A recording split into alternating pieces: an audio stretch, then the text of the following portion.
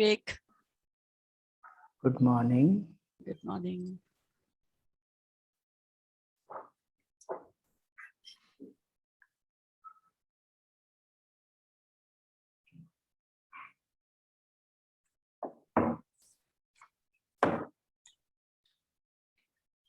What is weather is, sir? Bansal, sir, dear? Cold, quite very cold. It's cold.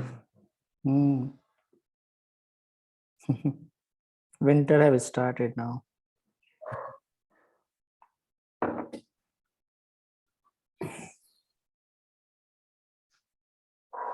So we are waiting.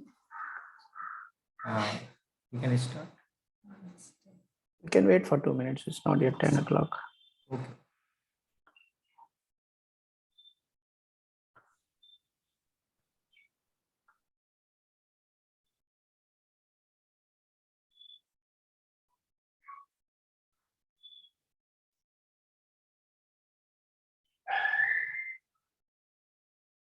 Tourists are coming currently, Rishikesh, so they have started. Indians are coming. Foreigners Yes. have not yet started.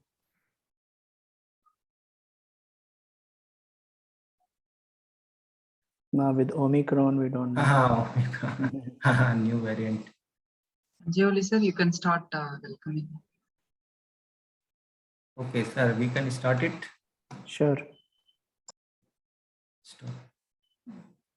Okay. Good morning, everyone. Myself is Dr. Sanjay Oli. I welcome to you the fourth day of Atal AICT FDP program on emerging trends in application of mathematics. On behalf of Department of Mathematics and College Management, I welcome to the today's first speaker, Bansal sir. It is now my great pleasure to introduce Vivek Bansal sir. Vivek sir. So first of all, Vivek sir has done his Bachelor of Engineering in Electronics branch from Kavi Kulguru Institute of Technology and Science, Nagpur in 1995. After the his BTech, he's done post-graduation in Telecom Software from Pune Institute of Advanced Technology, Pune in 1997. He worked as a lecturer in Bharatiya Vidyapeeth College of Engineering, Pune from 1997 to 1998. After that, he has joined as a monk and volunteer at a Bhakti Vedanta Academy of Culture and Education, and also Sri Chaitanya Seva Trust, Mumbai from 1997 to 2017, where he practiced the concept of yoga and Bhagavad Gita as a spiritual practitioner and sharing spirituality and counseling hundreds of engineering college students, namely IIT. He also give the talk into the IIT Kharagpur and also the BITS Pilani, Goa. After that, he is currently working as a educator of mindfulness, meditation, emotional healing and essential life skills, a coach at the Devbhoomi, Rishikesh, Uttarakhand, where he is offering the personalized coaching sessions and courses for the holistic growth, intra and interpersonal applying the meditation, mindfulness and other life skills. He has also various certification course in its credit, namely leadership and management course, Bhakti Shastri, philosophy teacher training course, 500 hours international yoga teachers training, diploma in yoga educations, 200 hours yoga teachers training, sound healing and Reiki healing. So it is a personality of the two different personality. It is one is he is from the engineering background and one is he the educator for the giving the lectures of the regarding the regarding to yoga and meditation. So over to Vivek sir. Thank you very much. Good morning, everybody. So we have time until 11:30, na ma'am? Or up to 12? Yes. 11:30. 11:30. So great. It's a 1.5 hour and it's a lot of things to share with you. I'm very excited to connect with all of you through the faculty development program organized by the Anand Sagar College of Engineering. So today's topic, we are going to focus to begin with mindfulness, and then we'll discuss little bit of yoga and meditation, something which we can do in a very simple way in our day-to-day life. But to begin with, anything, like if we want to address mindfulness or yoga or meditation, first, we have to understand about mind. Like many people think yoga is only for our flexibility, our health, physical health. But the goal of yoga is not that. That is just a byproduct. That's a side thing you get automatically. The main goal of yoga, according to Patanjali, which is the, like you can say, founder, or like the first person who wrote something about yoga, there is a book called Patanjali Yoga Sutra. And there, in the very second line of his book, he writes the goal of yoga. The goal of yoga is yogasya chitta vritti nirodha. And what is the yogasya chitta vritti nirodha? The goal of yoga is to calm down the waves, vrittis, which are there in the mind. So ultimately, goal of yoga is to bring stillness, calmness in our personality, in our existence. What happens in today's life, people are becoming very disturbed and agitated in their day-to-day life. And the main reason is that the lifestyle has become so much, kind of fast. And there are so many things to do in life that people don't have time to sit and think what I'm doing, why I'm doing. I'm not saying like all of the people have this problem, but many problems, especially those are living in cities, and there are so many uncertainties which are coming up. So there is not enough time to deal with the issues of the mind, to understand how mind behave, to understand how I react and respond in different situations. So all these things actually can be dealt if we first understand the nature of mind. So we all have mind, and first of all, the mind, according to yoga philosophy, is different than our brain. Brain is considered to be like hardware, and mind is considered to be a software which runs the brain. This is like a very typical yoga terminology. I'm not talking about here neurons and neural networks and all that stuff. So basically, mind has a nature. When it is not trained, it is very flickering, like a monkey. And you may have experienced it. We call it also, sometimes people say, I have monkey mind. So what does it mean when people say I have monkey mind? Monkey mind means like monkey keep jumping from one branch to another branch, from one tree to another tree, from one place to another place. In essence, they're very restless. So when mind is not tamed, when mind is not trained to focus in a particular way, to behave in a particular way, it just goes out of the control. And another thing which happens with the mind is very obstinate and flickering. Flickering is like accepting and rejecting. And obstinate means once mind decides something, mind wants to have it at any cost. Mind will keep nagging you for the same thing. I need this, I want this, I want this, I want this. There is a kind of nagging goes on, like children, sometimes they nag you. I want this, I want this, I want this. So that nagging goes on, that's mean obstinacy. And second thing is like when you try to fulfill that requirement of the mind, what mind says? Mind says that I don't want it now. Like you go to mall, you spend few hours to buy a dress, and after buying the dress, you come home and you realize that I don't like it anymore. Or after a few days, you don't like it anymore. So the same object, mind accepts it, and after some time it rejects it. And that happens very often. and people find very difficult to deal with this kind of mind. And another thing with the mind is very strong. Very strong means it's a very powerful energy.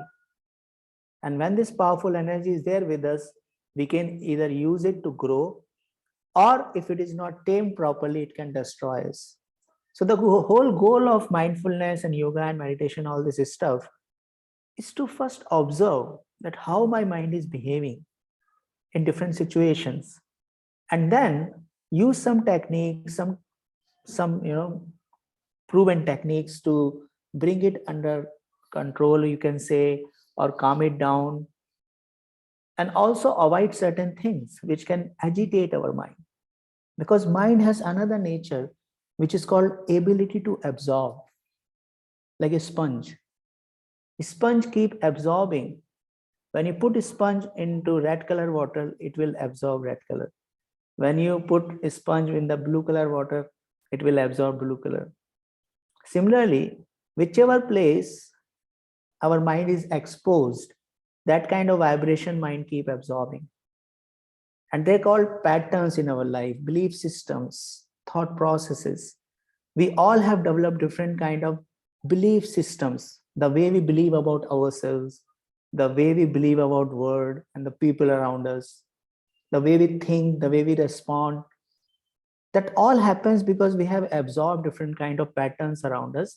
And mostly these patterns are learned in our childhood and in teenage, and still now we are doing it. But in childhood, the mind is very fertile, like, because subconscious mind is more active and logical mind is not that much active. So that's why that time, whatever comes to us, we just keep absorbing it. So that is a very crucial time. And even now, if we are not careful, subtly we keep absorbing different vibrations.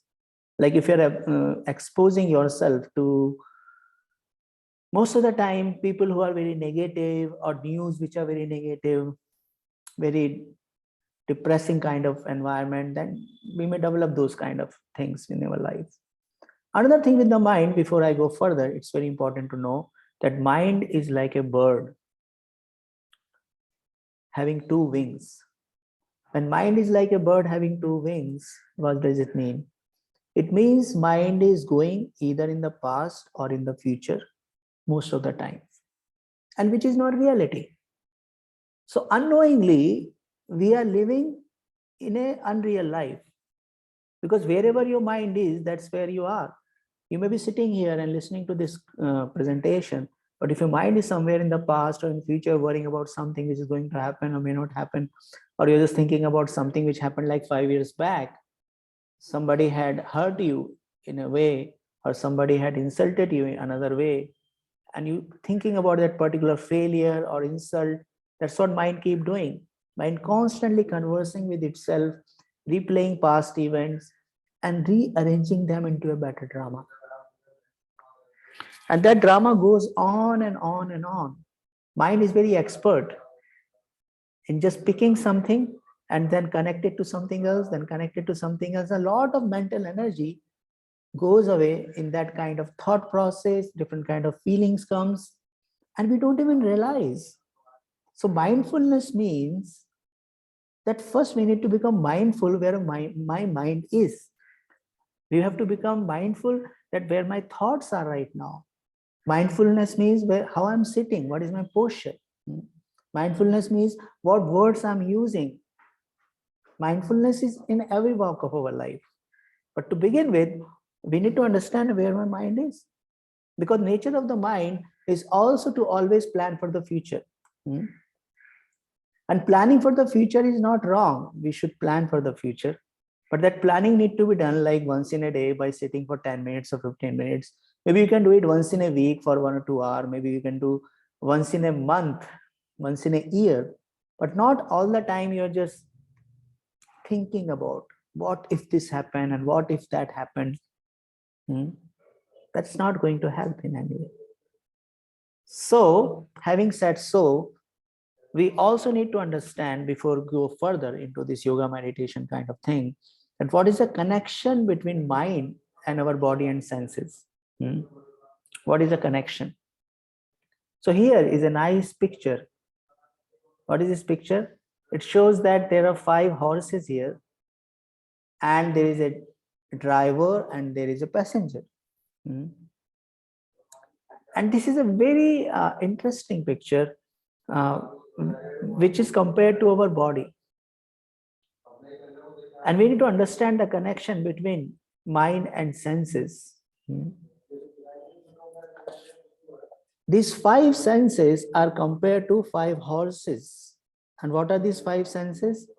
Eyes, nose, tongue, skin, and ears. Hmm. And when these 5 horses are very powerful and driver is weak, you know what happens? Passenger suffers. Chariot goes out of the balance. And when chariot goes out of the balance, person sitting inside the chariot suffers. So this is what happens with most of our life. Just 1 minute, I need to just close that.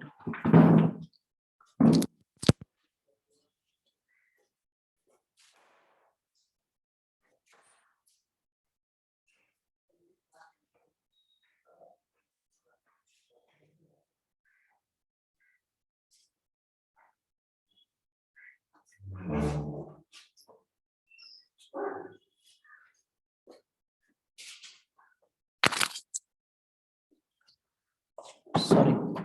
So these 5 horses are compared to our 5 senses. They're also called data entry points. Through our eyes, we are constantly clicking pictures. Through our nose, we are smelling so many fragrances. Through our tongue, we are having so many tastes.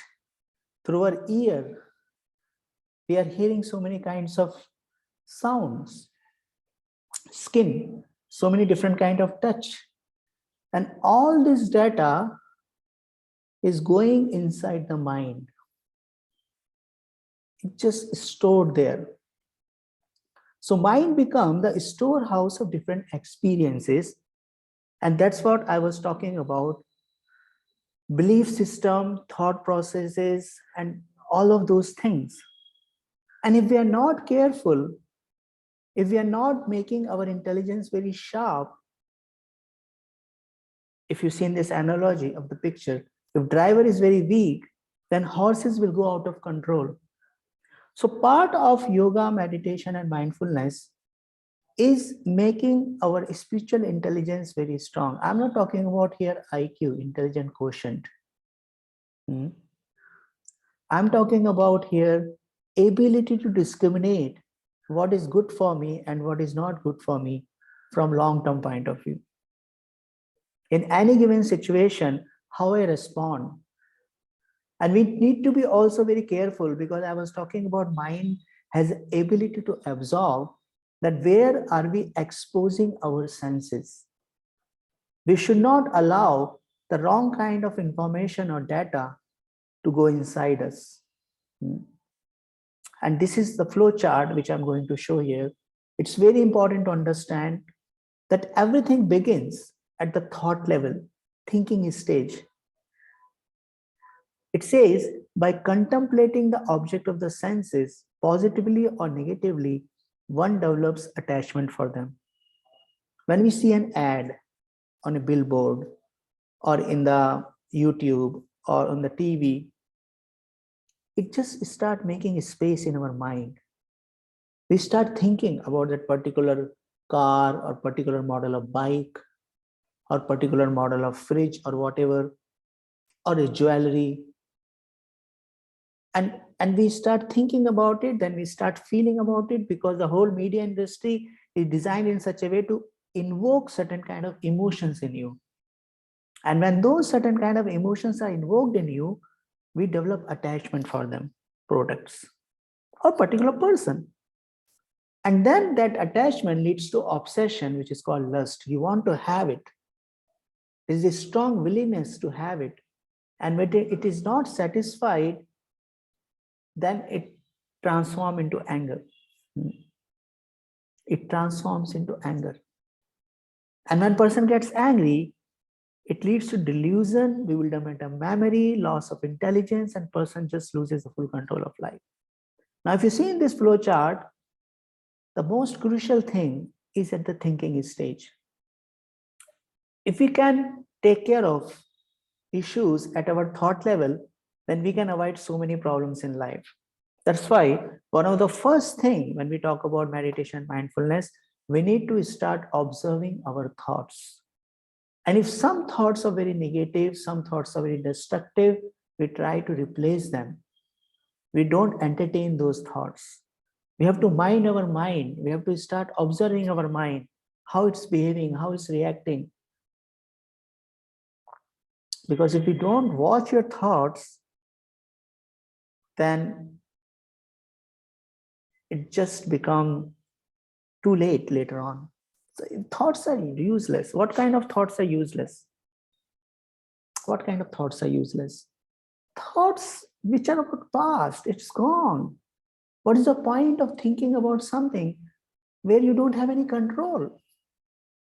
Or thoughts about future, which what if this happened and what if that happened? We don't know how it's going to happen. We can only plan. We can only work hard to achieve that. But after that, wasting our useless, wasting our mental energy, there is no use. Another thing about useless thoughts are that it's your point of view which makes you upset and not make you upset. It's not what happens to you that make you upset. It's your point of view which makes you upset. What does it mean? It means like if somebody has an opinion about me, what is the opinion? That I'm not intelligent, let's say, or I'm not good in something. Like once Gautam Buddha was giving the talk, and one person came and he started shouting and abusing, giving bad words. Gautam Buddha didn't get affected. He was just calm and peaceful. And this person got frustrated. He was again trying to agitate Gautam Buddha. But Gautam Buddha was not disturbed at all. Why? Because the point of view which Gautam Buddha had was very different than normal people have. Gautam Buddha told him that I don't value your words. What you are trying to give me, your bad words, I'm not taking them. I have some opinion about myself and I don't care what you think about me. You have a right to say whatever you want to say, so I can't stop you. But sometimes we may have to stop also. That's a different situation. I'm just giving this example that how we can avoid getting affected by people's opinion on words, those are not important to us. If one of my coach calls me and tells me something, some room for improvement in my life, then I have to take it seriously. But if I'm walking in the street and one person just shout at me, then it doesn't make any difference to my health, to my mental health, to emotional health. So we need to become emotionally strong. And if we don't become emotionally strong, then mind start developing diseases. And those diseases are like unnatural growth of certain kind of thinking, certain kind of behavior. And I call them 3 cancers of mind, 3 C's. What are these 3 C's? Complaining, comparing, and criticizing. Complaining, comparing, and criticizing. Now we all have right to complain. If somebody has promised me to deliver a certain kind of product or service, like say I go to a restaurant and I ordered food, and food is not to the expectation of what was promised, then I have a right to complain. It's too much salty or too spicy or whatever, or not in the proper shape what was told to us. But there are people who develop the habit of complaining for each and every small thing in their life. Weather is not good, my partner is not good, my friends are not good, this problem, that problem, about workplace, about work culture, about employer, about children, about siblings. Every small thing, when they open their mouth, they are complaining. And this creeping, this complaining mindset is very negative, very destructive. So we need to observe, do we have that kind of mindset? Then comparing. What is comparing? Comparing all the time, comparing with others and feeling low in life. Having low self-esteem, feeling jealousy. And then criticizing is worst. Bitching, gossiping, backbiting. What happens by criticizing? People unknowingly think that they have a good feel factor when you criticize somebody, because you think that by pulling somebody else's down, by talking bad about that person, I may feel better, but you don't become better. We become better, we grow in life only by working hard, only by focusing in certain direction. So when we talk about mindfulness, my dear friends, it's very important. Why I'm talking all these issues? Because thought process is also equally important, as important is meditation. Without having proper training of mindfulness, we cannot have the maximum benefit of meditation, because meditation goes on throughout the day. What is meditation? Meditation is whatever we meditate upon. What kind of thoughts I'm thinking whole day? What kind of emotions I'm carrying whole day? So we need to work every moment if we want to bring transformation in our life. So we need to come out of this comparison mindset. What is this comparison mindset, which I already explained? And how you come out? By appreciating what you already have. By appreciating what you already have. There are so many things we have with us, given to us by God, by universe, by our culture, that if we appreciate those things, then we can be so happy. Unfortunately, we sorry, 1 minute.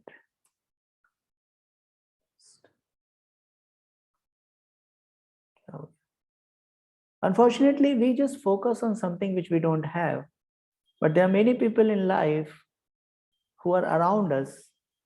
They know that something special we have, and they want to have it. They want to have it. Rose plant has such a flower of so much fragrance that other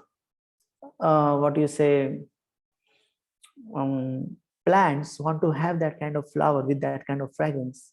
But the rose plant is focusing that, oh my God, I don't have this kind of I have so many thorns on myself. We all are different. Each one of us has been given a special kind of strengths, talents. If fish in the water is feeling miserable, thinking that I cannot climb the tree, it doesn't make any sense. It's foolishness. We all are different. So we don't have to worry what I don't have. Rather, we should worry what I have.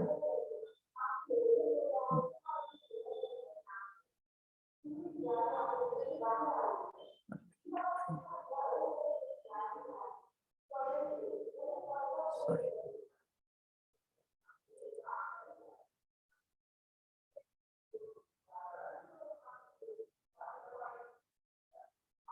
So this is about comparison, What else we can do to come out of the comparison mode? We can also understand that if you must compare, you should compare with yourself. We should think that what I was yesterday and what I am today. What I was 1 week before and what I am today. What I was 1 month back and what I am today. So these are other things, which we need to understand. And about complaining mindset. How can we come out from the complaining mindset?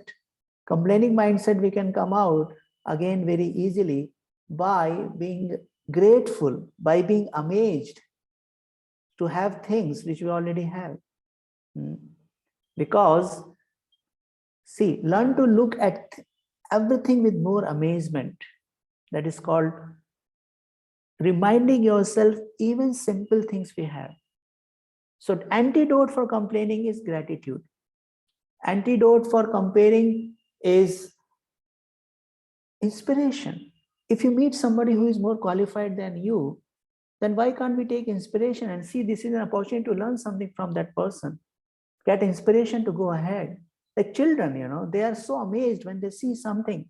When you take a walk with children in the forest, children look everywhere and they're so amazed about everything. But we start taking things for granted. When we get up early in the morning, we can't appreciate the beautiful sun, so many wonderful things in our life. We need to learn to start reminding ourselves so many wonderful things we have. So this is a shift I'm talking about. This shift is very much required. And this is a constant practice, my dear friends. Unless we practice to shift our mind and thoughts and emotions into the direction from complaining to gratitude, from comparing to inspiration, and from criticizing to appreciation. Why we should look faults in others? What is the point? Because mind, as I told you, is a neutral guy. The kind of training we'll give to the mind, it becomes like that. It's a very trainable material, I would say, very flexible material, mind. So if we train the mind to see faults in others, mind will see fault in ourselves also. And that is the reason people develop this mindset, because they keep on meditating something wrong in people and around them. And they keep looking something wrong in themselves also. So that's why the solution here is that be in honeybee mindset. What is honeybee mindset? Honeybee, even the pile of garbage is there, will be looking for a flower somewhere in the corner so that he can take some honey out of it. That's the beauty of honeybee. And what is fly? Fly mindset. Even in the garden full of flowers, fly will be looking for some dirt to take some pus out of it. So learn to focus on good side. Try to shift the discussion or thoughts to appreciation. If you're stuck in a group or discussion where people are talking negative, then try to shift that discussion to talk about good qualities about others.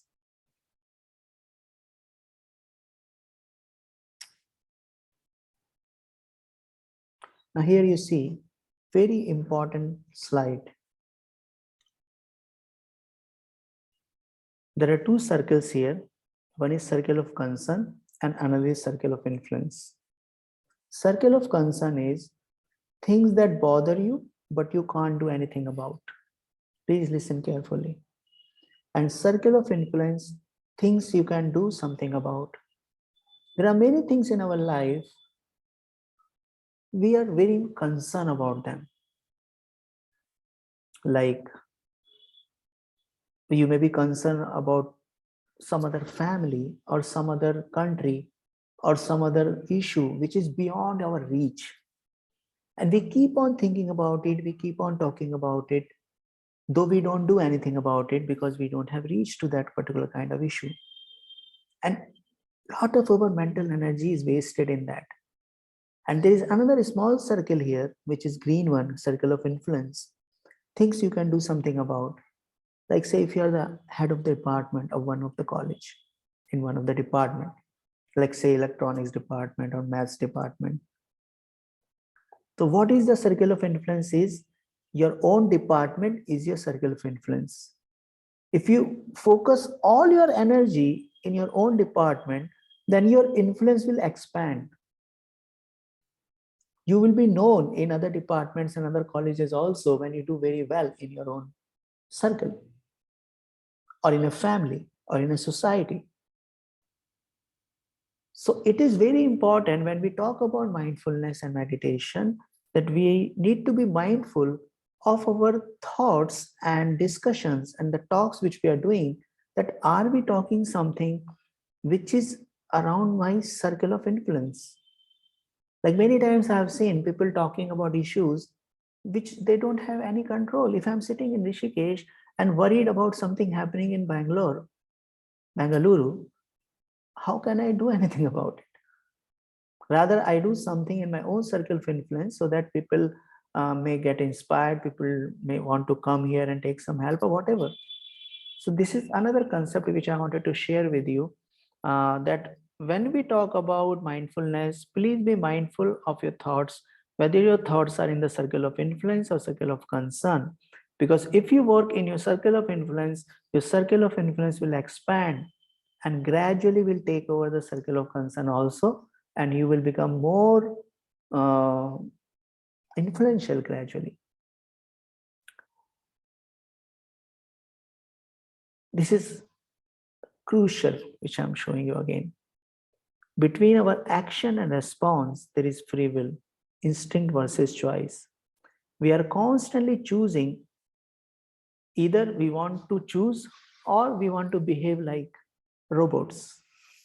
Other people decide for us, or the situations can decide for us. But we forget that between our action and response, there is free will, there is freedom to choose. As I was giving an example some time back about Gautam Buddha, that somebody came and started shouting at him, giving bad words, abusive words. But he used his free will not to respond, not to react, rather, I would say, in a very expected way, which the way people behave. He chose not to react, he chose to respond. He took the responsibility of his behavior. This is called responsible behavior, not the reactive behavior. And when we have responsible behavior, and whenever there is a stimulus, so between stimulus and my response, there is a choice which I make. This is something like building our mental muscles, my dear friends. Building our mental muscles. As we go to the gym and we start developing our physical muscles, similarly, when we start becoming aware of how my mind is responding, and we choose to respond in a little different way, then we start coming into a responsible behavior, more mindful behavior. Like if some situation I get angry, I know, because if you start observing your mind, my dear friends, you will realize that there are certain trigger points you have in your life, certain trigger words which agitate you, which disturbs you. And you need to just take care of those kind of situations and avoid those situations. If you can't avoid those situations, then you have to role play, imagine that how you're going to respond if somebody is trying to agitate me or say something like that. It just requires some practice. And we have to start taking responsibility. We have to stop blaming the surroundings, the people around me, because of my situation right now, because of my position right now.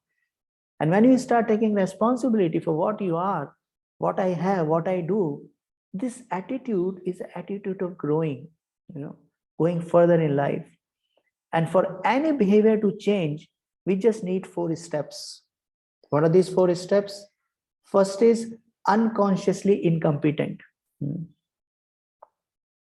Unconsciously incompetent means I don't even know, I'm not even aware of my behavior. I don't even know about my belief systems. What are the belief systems? The way I think about myself, the way I think about others. But the second stage is we become consciously incompetent. The purpose of this seminar is just to make you develop some more awareness about these issues of our life. Becoming consciously incompetent means if I want to learn car driving, then at least I have to come to the second stage. I need to join the driving school.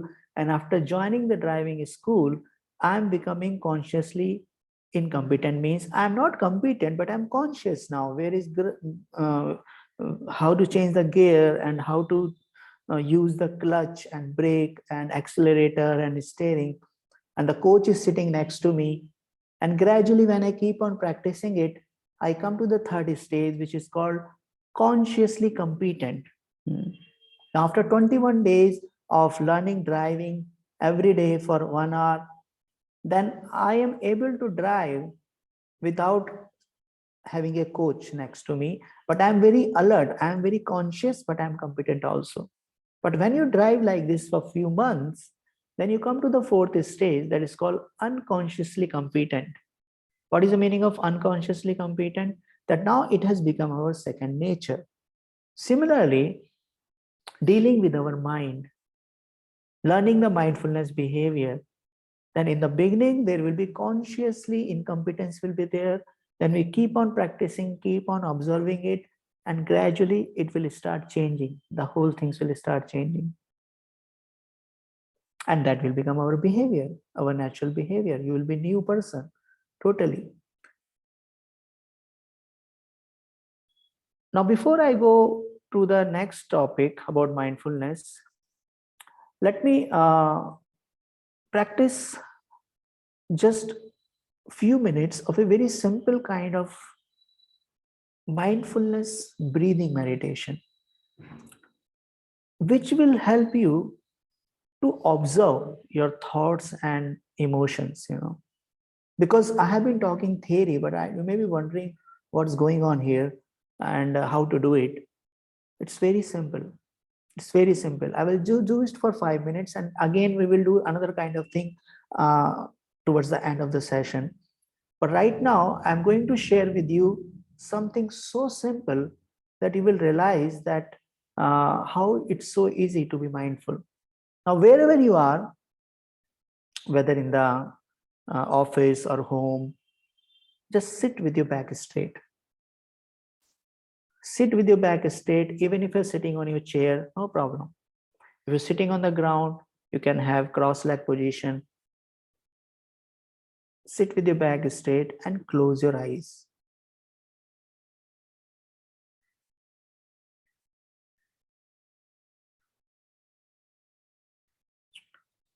Roll your shoulders. Relax your shoulders. Relax your neck. Move your neck front and back very slowly. Move your neck left to right, right to left very slowly.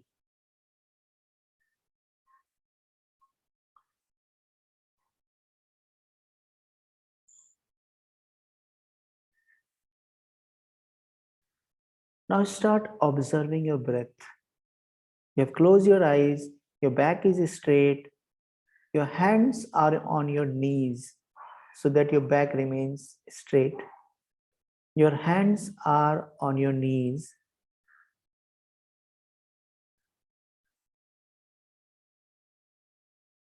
And start observing your breath.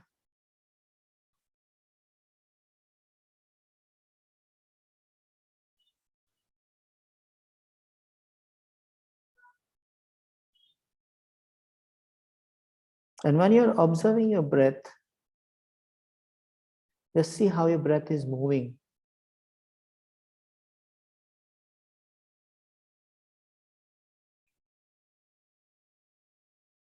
Now, very important, take a deep breath. Deep breath means you fill your lungs completely, and when you do that, your diaphragm pushes your belly out. Your diaphragm goes down, your lungs expands, and you pushes the belly out. So inhale deeply and then exhale slowly and completely. And then exhale completely and slowly. Do it at least 5 times. Inhale deeply and exhale slowly and completely.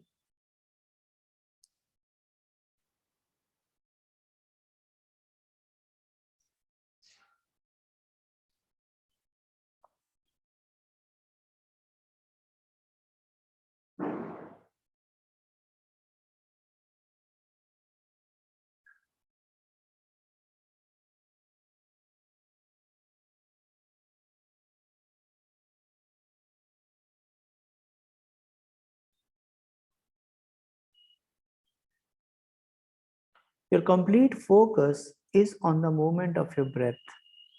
If mind is going into the past or into the future, don't resist.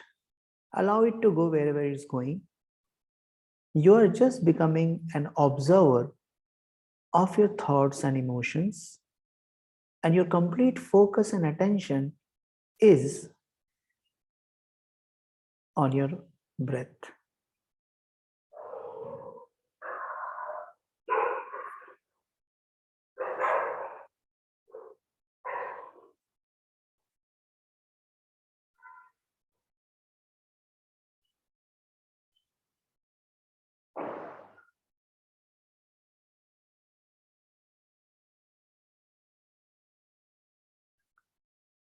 Now bring your awareness to your breath again and make your breath more rhythmic. Rhythmic means if you're inhaling in 4 seconds, exhale also in 4 seconds. Natural rhythmic breath. Natural rhythmic breath.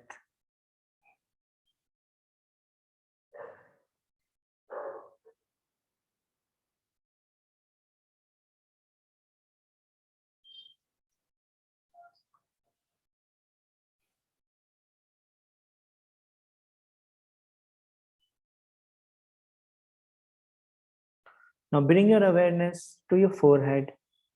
Relax your forehead. Relax your eyes. Relax your cheeks, lips, jaw, and tongue. Relax your neck muscles, shoulders. Again, bring your awareness on the movement of your breath.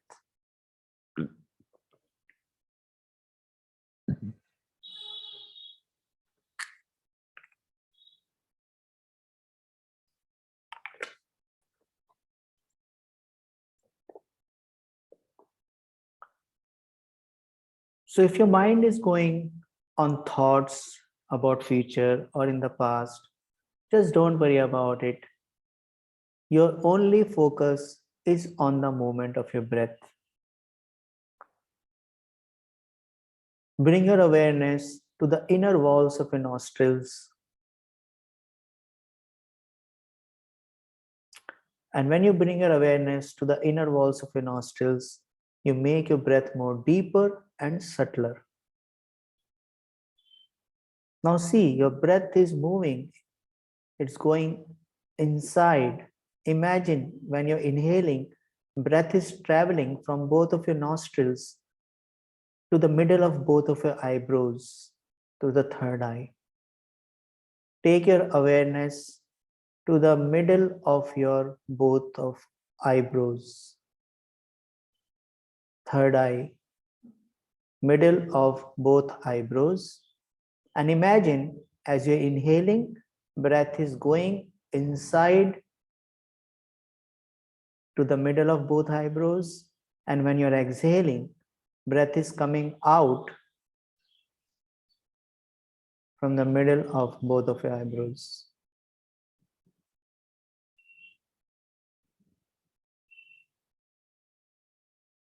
Now add one more thing into it.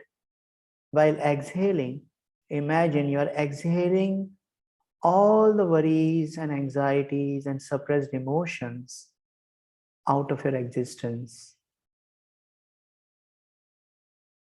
While exhaling, you're exhaling out all the worries and anxieties, and you're feeling more and more relaxed.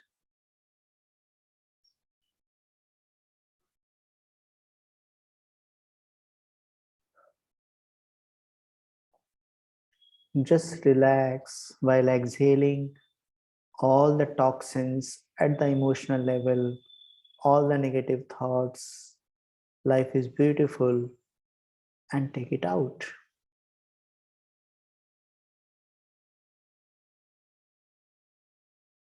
Now gradually bring your awareness to your shoulders. Rotate your shoulders. Move your neck very slowly, front to back, left to right.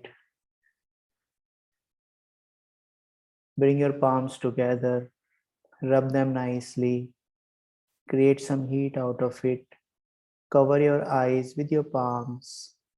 Feel the warmth and heat, and then open your eyes inside the palms and take your hands down. So we did just like say 7 minutes around, and you can do it any time of the day. I mean, you can do it in the morning, you can do it in the afternoon, you can do it in the evening, you can go do it before going to bed. It will have many benefits. First of all, you will develop the habit of observing your own thoughts and emotions. If time permits, I will add something more in the end if we do it again, but you will become observer. Second thing, when you start focusing on your breath, you start to live in the present moment, because breath is the most present thing which is happening in our life. And third thing, when you have this relaxing kind of breathing, it relaxes us completely. Now here somebody is asking in the chat box, is this help to maintain sugar level also? Now sugar level, why sugar is increased? There are many reasons in life. I can talk about it also for a few minutes if you like. It's a very common topic, especially for Indians. In India, sugar diabetes is like, it's like a pandemic. Every second or third person is having diabetes or sugar levels high. So definitely, when you do relaxing kind of meditation, it definitely helps to maintain not only sugar level, also it helps to maintain your blood pressure, your hyper anxiety kind of situation. Because this kind of relaxing meditation, mindfulness breathing calms down our nervous system. A nervous system is very important, because nervous system is like signals which are traveling in the body, which control all the organs in the body. And most of the diseases, if you discuss with some very expert qualified doctors, that they will tell you most of the diseases like sugar or hypertension or high BP or even skin diseases, modern kind of diseases, they are because of increased stress level in the life. And this stress level can be reduced by practicing, by taking some breaks in between. Like if you just take a 5 to 7 minute break, even in your office, and while sitting on your chair, you try to do this kind of simple mindfulness breathing exercise, it's going to change the whole thing in your life. So yeah, it will definitely help you to maintain your sugar level also, but I can add something more to it. Sugar level is very much dependent on how much carbs we are eating, So you need to also check with a dietitian or the amount of calories which you are taking. What is the balance of carbs, protein, and fat and fibers into it? And how much exercise you're doing, how many calories you're burning. So also there are a few asanas which you can do for sugar level. And one of the most effective asana, I can write in the chat box also, it's called Ardha Matsyendriya Asana. You can check it on the YouTube, or you can check with some yoga teacher who can teach you this Ardha Matsyendriya Asana. It's called half spinal twist. It's a twisting, because, and there are many asanas for sugar level, where Manduk asana is another very good asana. Any asana which helps you to have massage of your digestive organs. Kapalbhati is very good, because what happens, our digestive organs, they start storing a lot of toxins. So we need to do all that thing. So we need, if you want to maintain sugar level, my dear friend, then you have to spend some time. You have to invest in your life. You have to do some walking and jogging, some kind of cardio exercise, like 15 minutes or half an hour. Then you may have to do some twisting or stretching asanas, which create kind of stretching on your digestive organs. So the asana which are related to your core, which are related to your belly, like Mandukasana, Ardha Matsyendriya Asana, Paschimottanasana. There are many asanas for that. And then you also need to include at least 10 to 15 minutes of relaxing kind of meditation in your life. So all three, need to be done. Some cardio, little bit of stretching, little bit of meditation, and 70% of health issues can be solved only by what we eat. 30% is only by exercise. 70% is through diet. So please focus on your diet also, how many carbs you're eating, because carbs get transformed into sugar when we don't. And what is carbs? Carbs are in our rice, in our roti, in the wheat. And we think that I'm not taking too much sugar, but we are taking too much of roti and chawal, but we are taking less of protein, less of fiber, then it becomes problem, especially in Indian diet. So please eat more salad, please eat more fruits, please eat more of lentils and all those things. It will help you.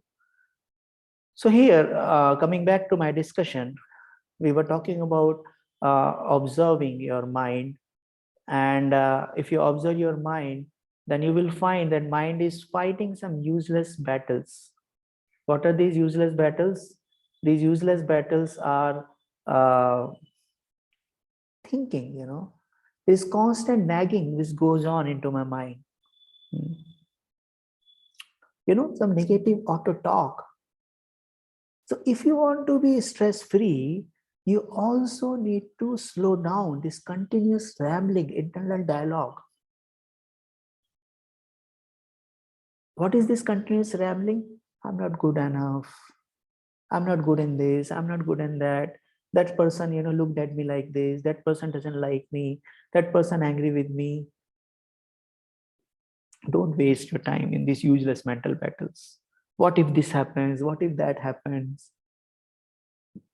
5 years back, I failed in that particular thing. If I could have succeeded at that time, and I would have been in a different place by now. What's the point? So methodically slow down this continuous rambling. And this 5 to 7 minutes of practice, which we did just some time back, it will help you to slow down this continuous rambling also. And then the next stage is focus on positive and uplifting objects. That's where meditation comes into picture. We just can't sit and meditate immediately. We also need to observe our mind throughout the day.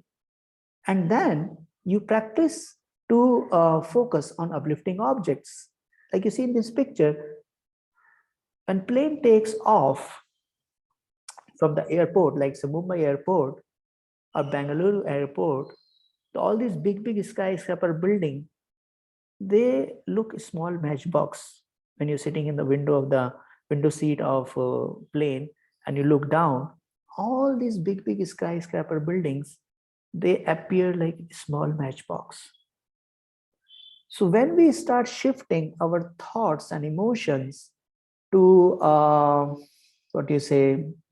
positive uplifting objects, then the problems of this world, which mind is creating in front of us, they appear to be small, trivial.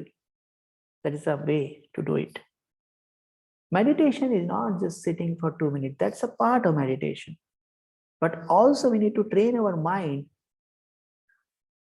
in a right direction.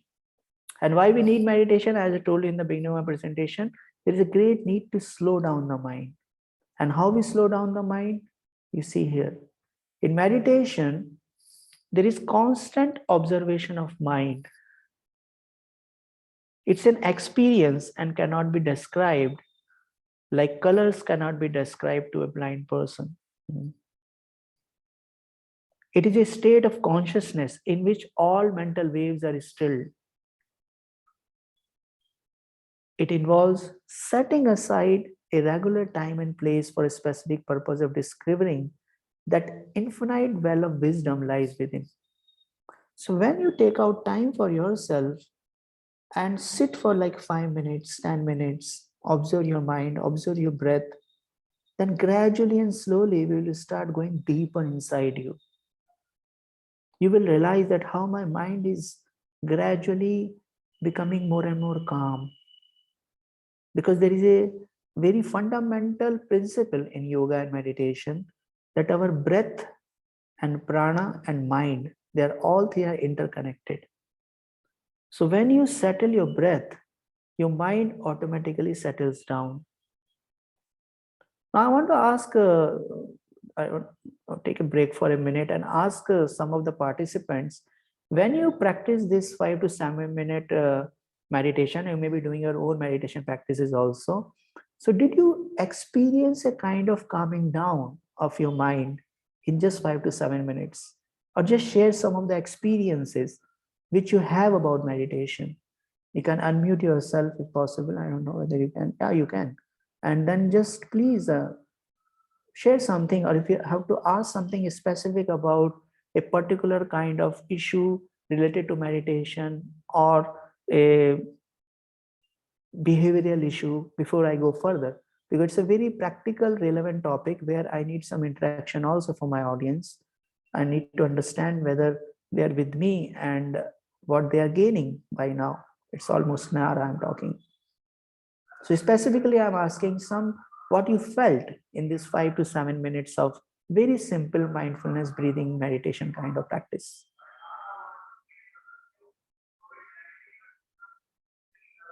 Yes, my friends, please.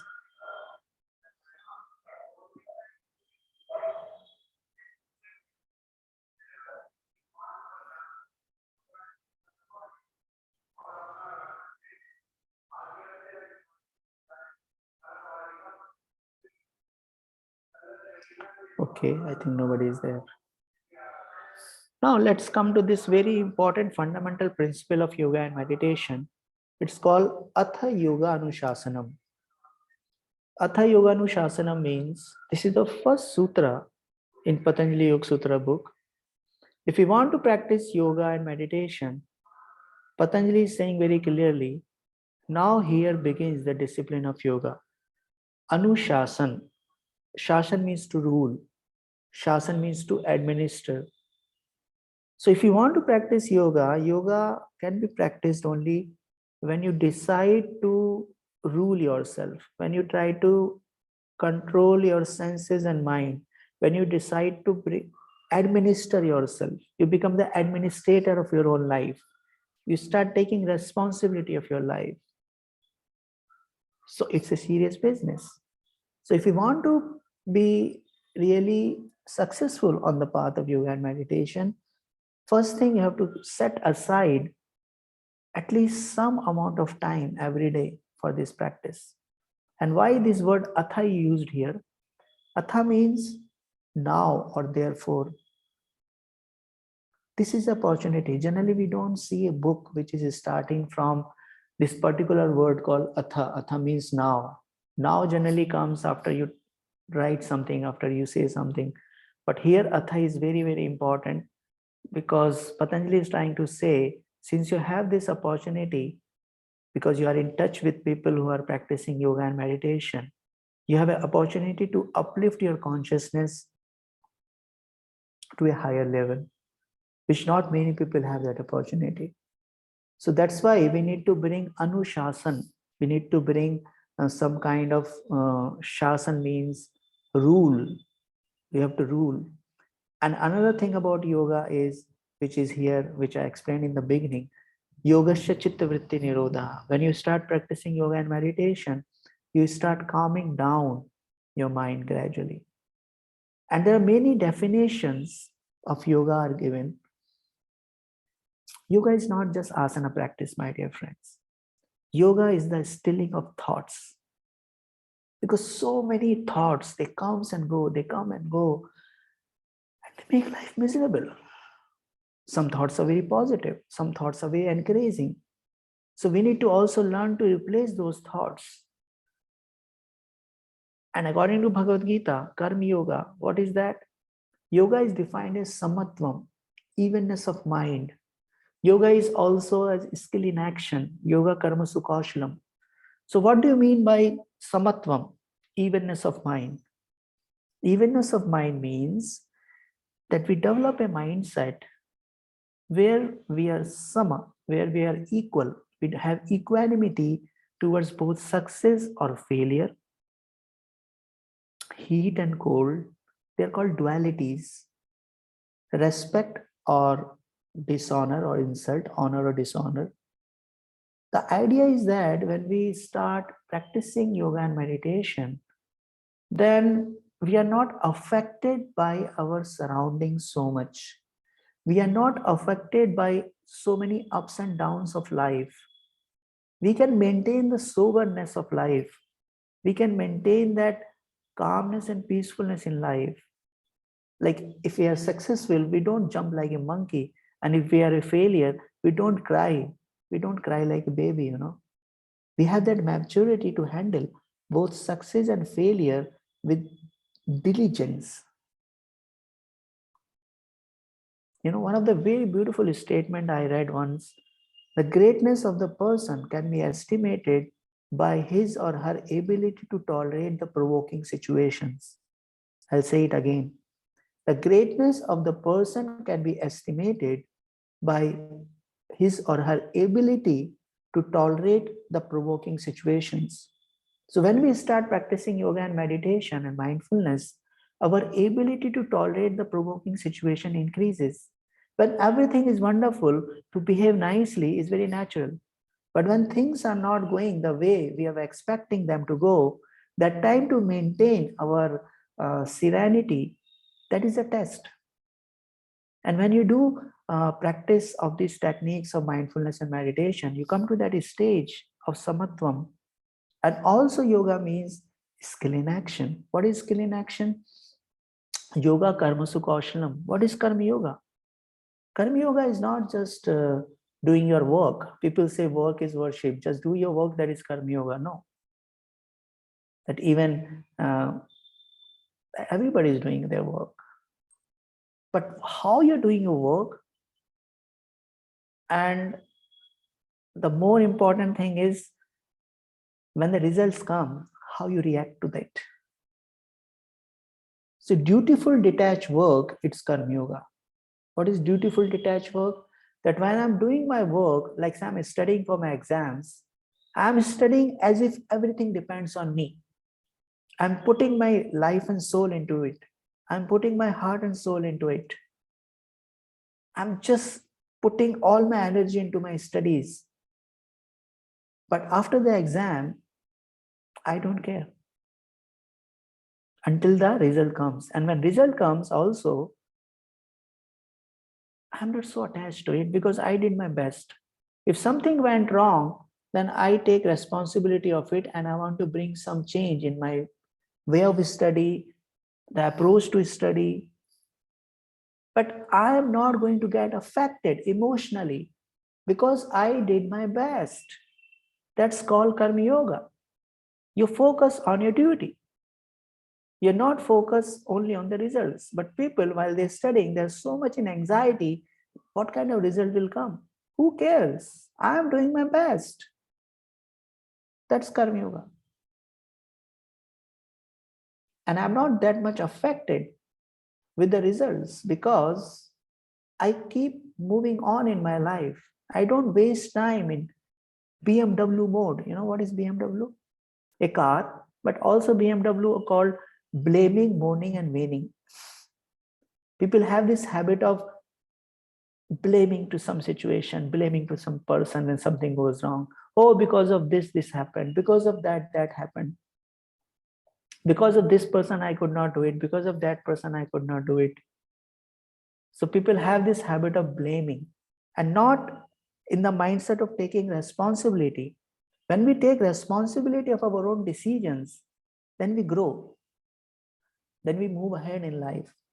That's what yoga teaches us. That's what meditation helps us to make us more strong internally. Weak people, they shirk their responsibility on others. But strong people, even if they are wrong, they say it, I'm wrong.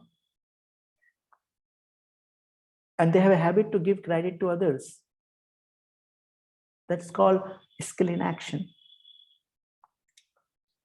Yoga is believed to be when senses are firmly under control. This is another definition of yoga. When you practice yoga and meditation, your awareness level becomes very high. You know, you don't allow your senses to go in different direction and go out of control completely.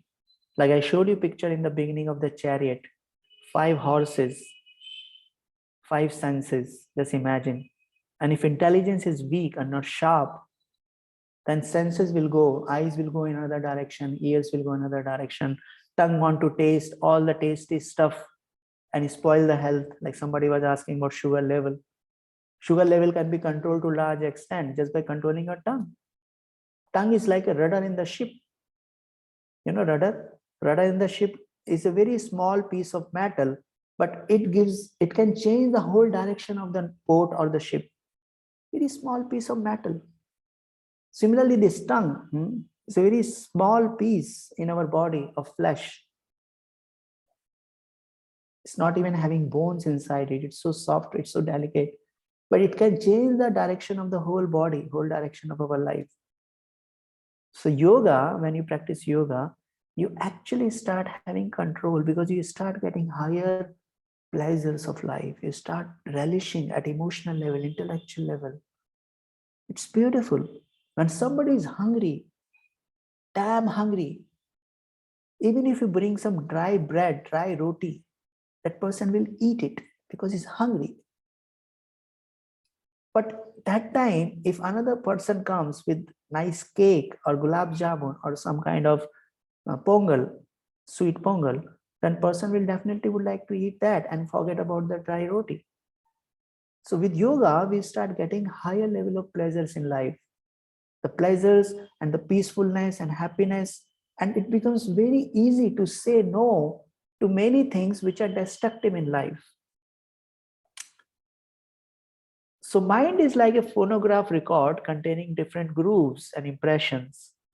So what happens, my dear friends, is remember again the same picture of 5 horses. Through that data entry, lot of information is going inside, and that information is like a recording which is going on. Different kind of impressions are being formed again and again, and these impressions are like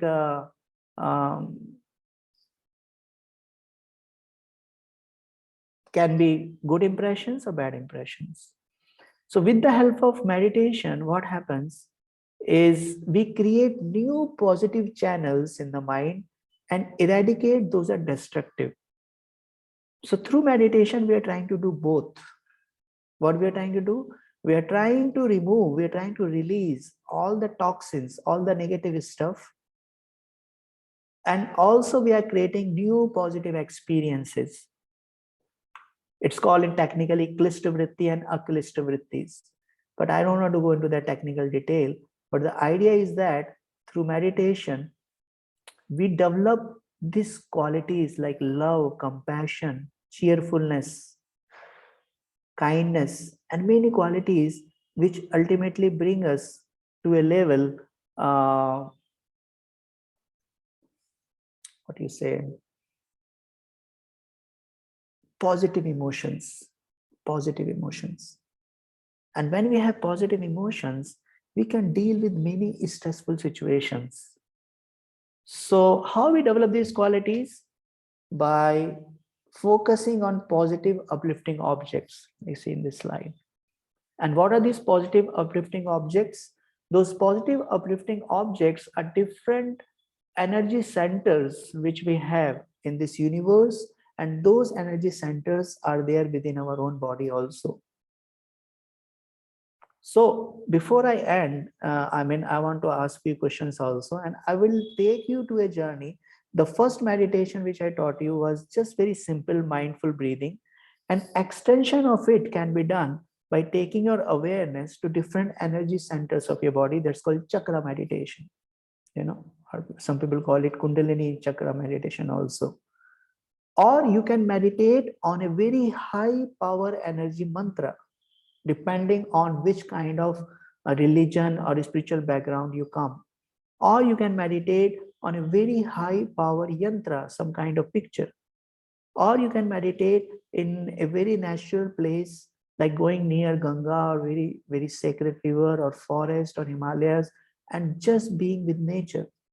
So there are places, there are people, there are situations which are high powered energy situations. So we can do that. Somebody is asking. I want to share that these yoga practices help me to recover from severe corona and feel more energetic before. Thanks, sir, organizing team to conduct this. Like, yeah, that's true. I mean, anything can be taken care if we do it regularly, this kind of practices. I mean, this immunity level, all the diseases comes because of lack of immunity. And I'm seeing like on TV nowadays, a lot of companies are coming over different products and they are saying, if you take this, immunity will increase and this and that, you become a big market. And it's fine. Definitely, it will help you to increase your immunity. But if you practice yoga and meditation and practice mindfulness techniques, your immunity level will go very high very soon, because yoga and meditation works on the two track of the railway, you know, दोनों पटरियों पे चलता है वो. How it works? Parallelly, you are removing the stuff which is reducing your immunity, and you are also taking stuff which is increasing your immunity. So what we do in yoga meditation technique, through asana practice, we are releasing toxin at physical level, and through meditation practice, we are releasing toxins at the emotional and mental level. And at intellectual level, we are learning to replace negative, destructive thoughts with positive, uplifting thoughts and emotions. It's a very scientific process. So a yogi takes out some time to read, to introspect, to listen to good thoughts. A yogi take out some time to stretch, to jog, to spend time with nature. And yogi take out some time to focus his or her mind on positive, uplifting objects. And that can begin with your breath. And then you can take that same meditation to chant some kind of spiritual sounds. Like one of the most secular, universal, uplifting, positive sound is sound of Om. But if you are not very inclined to chant that, you can find something in your own tradition. So let's practice again a very simple meditation, 5 minutes to 7 minutes. And you will see that how it's so easy to shift your mind and thoughts from negativity to positivity, and again to bring to your different energy centers. So we have 7 chakras in our body according to yoga, and I cannot just explain everything in next few minutes, but just to give you an idea, there are 3 lower chakras: root chakra or Muladhara chakra, which is at our base of the body, and base of the body is at our cervix or perineum, you know, cervix or perineum, which is like at the root of the body.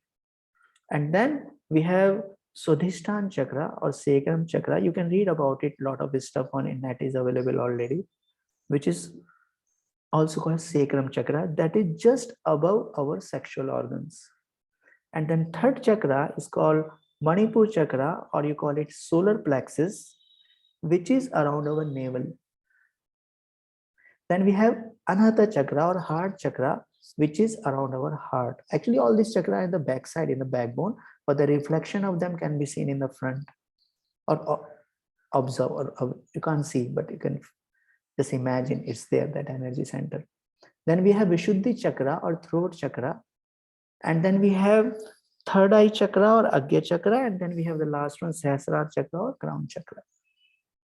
So all these chakras have different qualities and different colors and different energies, and different emotions are associated with them. But one of the most important thing which I want to share with you, please listen carefully. Just one word I'll tell you. Third eye chakra is responsible for more of a insights and intellect. Throat chakra is mostly associated with your ability to express. Heart chakra, ability to receive and give love. Manipur chakra, or say solar plexus, is about willpower, about a fire, about leadership.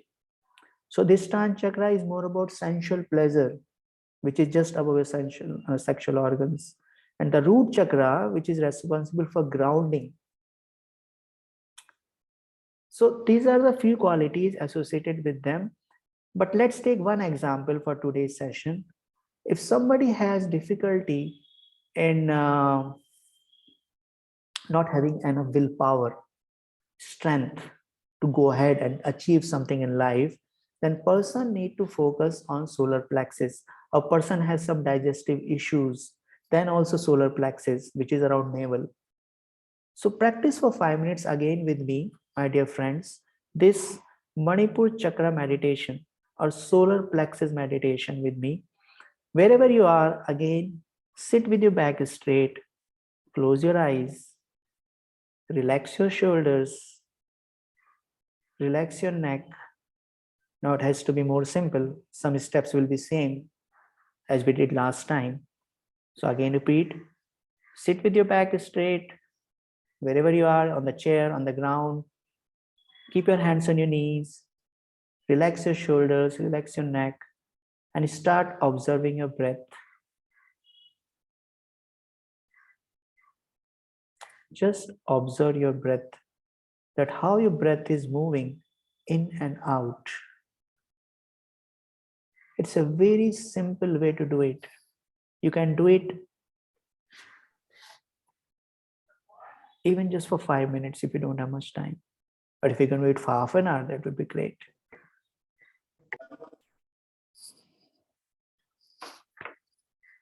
Now bring your awareness to your breath and see how your breath is traveling.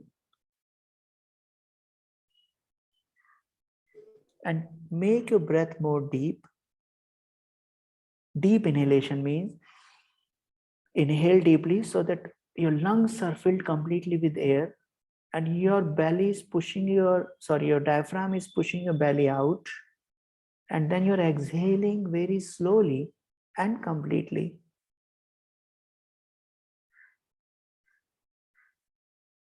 You're exhaling very slowly and completely.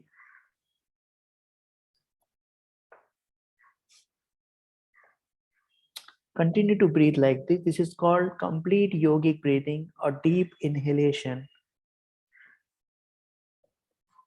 Deep inhalation and complete exhalation.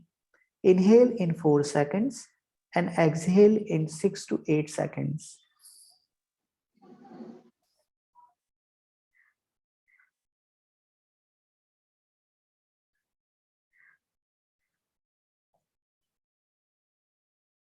Your complete focus is on your breath. You're inhaling in 4 seconds and you're exhaling in 6 to 8 seconds. Deep inhalation and slow and complete exhalation.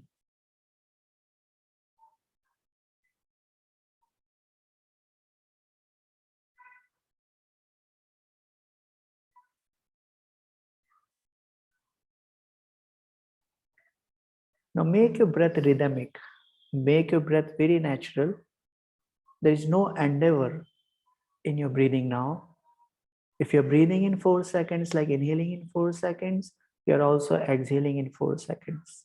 Very natural, rhythmic breath.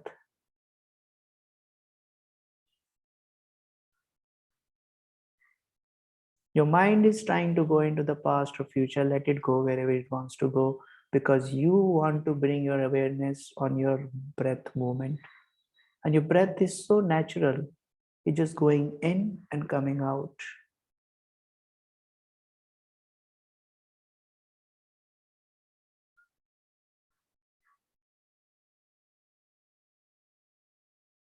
Relax your forehead. Relax your eyes. Relax your cheeks. Relax your lips. Relax your jaw, your tongue. A lot of our emotions are stored in our jaw also. So try to relax your jaw. A lot of emotions are stored in your neck, backside of the neck. Just take your awareness to your neck and try to relax your neck muscles.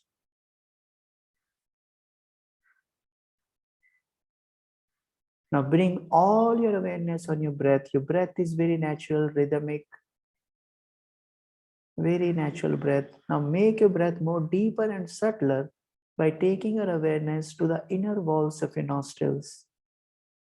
Take your awareness to the inner walls of your nostrils and make your breath more deeper and subtler. And now bring your awareness around your navel area.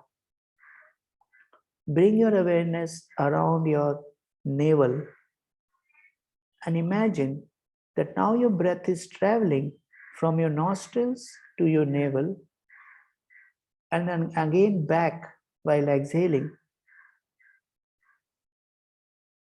coming out from navel to your nostrils. Complete focus is on your navel area. You're inhaling and you're exhaling. Now imagine the beautiful qualities of solar plexus, of willpower and strength and fire and leadership. In every inhalation, you are increasing your willpower, your ability to stand strong in front of many reversals. And while exhaling, you're removing all kinds of worries and anxieties out of you. The whole focus is on your breath, and you're imagining that your breath is traveling from your nostrils to your navel and from your navel back out of the nostrils. Continue practicing it for just 1 minute more.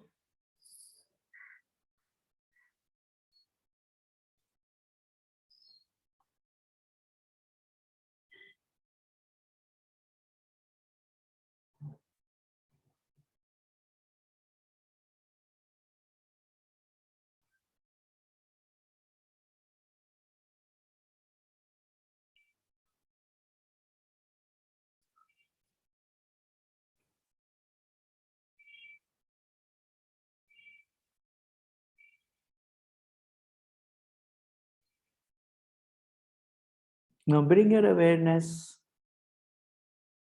to your facial muscles. Bring a smile, mild smile on your face. Rotate your shoulders, roll your shoulders, move your neck. Bring your palms together, rub them nicely, create some heat out of it. Cover your eyes with your palms, feel the warmth. Open your eyes inside the palms and take your palms down. It was so simple. We just did for 6 minutes. And you can do it for 15 minutes, you can do it for half an hour. The best time for meditation, if somebody asks me, is in the morning, because morning has mode of goodness, not much noise, not much negative vibrations around. But if you can't do it in the morning, please try to do it any time of the day when you feel you get some time. But we don't get time unless we allot a slot. So try to practice it either in the morning or in the evening. Even if you begin with just like 5 to 7 minutes, you will get into the habit of doing it. And then gradually you will start benefiting. So in essence, let me summarize my talk. We discussed about the nature of mind in the beginning. And we discussed that how our mind has a nature of jumping around. And also it has a nature of being very obstinate.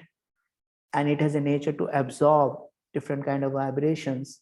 So we need to be very careful not to expose our mind and senses to kind of environment and people who are very negative, who are in a mood of complaining and criticizing and comparing, because we may develop those kind of sickness, like we catch cough and cold. Similarly, we may catch this kind of negative mindset, and it may start affecting our functioning and the growth in life. And then we also discuss about how we have to learn to live in the circle of influence instead of just being circle of concern, and see what can I contribute, what can I do in my current situation. And then we discuss about acting on the responsible behavior, a behavior of choice, not behavior of instinct, by being by giving the remote control of our life to others, and start taking responsibility of whatever I do, whatever I think, and being very mindful that what kind of behavior I have. And if we are mindful, then gradually, if we start shifting our mind into the choices, into the thoughts which are very responsible, then gradually I can change my belief systems. And then we also discuss about 2 times we did meditation, very simple mindful breathing techniques, which can help us to bring into the present, which can help us to live into the present. And when we learn to live in the present, we can feel more relaxed, we can feel more conscious, and become aware about our own existence, and start going deeper and deeper and deeper. And when you go deeper inside you, you can experience the real peace and happiness. So thank you very much. My time is up. And if anybody has anything to say, you're most welcome. Otherwise, the coordinators can take over.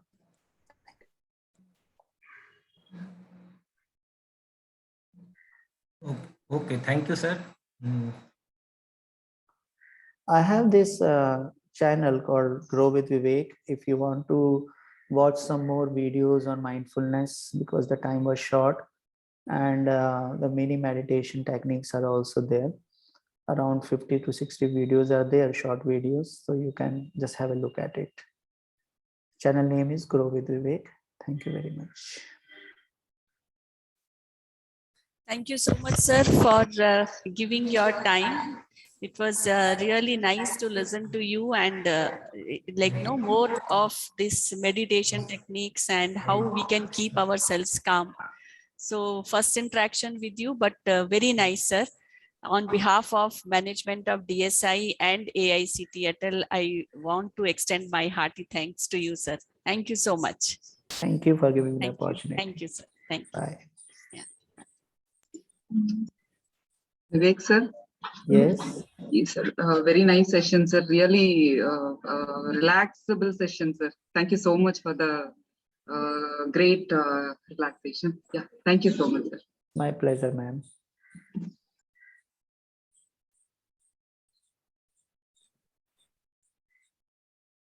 Good morning, sir. Uh, Yeah, myself, Mitra. I have one query. Yes. If while doing a meditation for a Mhm. long time, like half an hour, Mhm. if we go to sleep, is it a good sign? You do meditation while sitting or while lying down? Because there is some Morning time. But sitting. mind will not be fresh at that time. No, you do Still meditation in while the sleep mode. sitting only, no? When you sit and meditate. Sitting only. Yeah. So morning at what time you do? 5:30. Okay.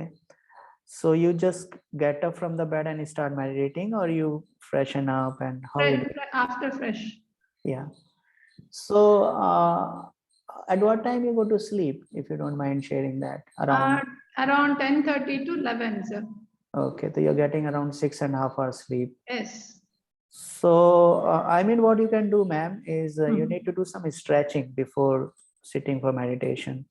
Little bit of stretching, a little bit of skipping on rope, or jumping, or say staircase. You have to increase, remove that lethargy which actually accumulated throughout the night, tamas, So thoda sa you have to jump around, like do some cardio, like say skipping or jogging or walking or stretching, and then do some pranayama, like say very basic alternative nostril breathing, or say Kapalbhati. And when you're refreshed now, then you sit for meditation, because meditation is an intense thing which require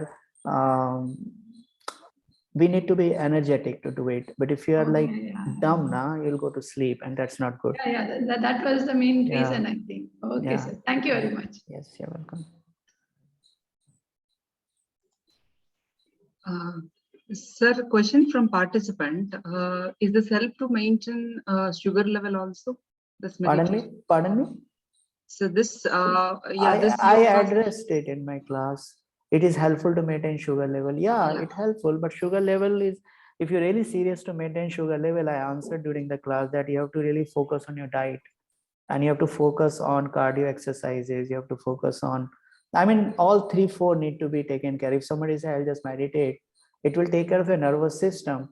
But if you want to maintain sugar level, you have to cut down at your carbs, you have to cut down at your sugar level. You have to really take the help of a dietitian actually. And some asanas, which are very helpful to massage the digestive organs, like Ardha Matsyendraya Asana, Manduka Asana, Dhanurasana, like around 6 to 7 asana you can do like for just 15 minutes, or Surya Namaskar. So cardio and meditation and diet, these three has to be done together, then only sugar level can be taken care of. Okay, sir. Thank you so much, sir. You're welcome.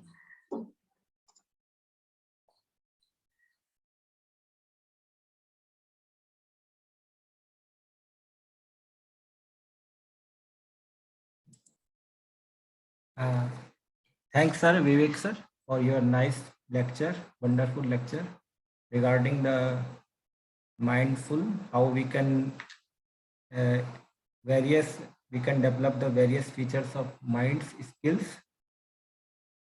Thank you, sir.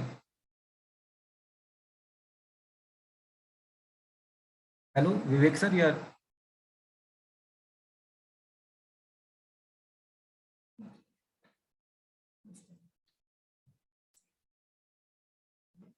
We